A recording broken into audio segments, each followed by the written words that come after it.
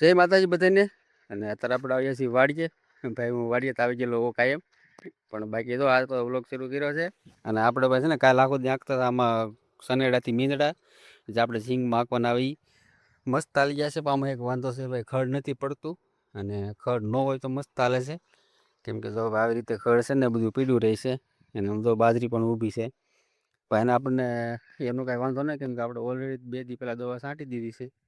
એટલે ખડનું તો કાંઈ ઉપજ છે નહીં હવે. અને બાકી એક જે અમુક મોટું મોટું તે બધી વીણ લીધેલું છે. અને કાલમાં પણ આપણે કપાસની પણ દવા છાંટી હતી. એટલે તે અગારે 2 કામ શરૂ હતું. એક બધું દવા છટાતી હતી, અને અમે શું કે આપણા સનેડાથી હાથી હાંકતા હતા. તો આજે એવું કંઈ ખાસ કામ છે નહીં, તો અમે બદલા વાડી આંટો મારી છે. અમારે ધાર્મિક બધો ઠેકડા મારે છે પાણીની બોટલ લઈને. ભાઈ શું કરા તું? હે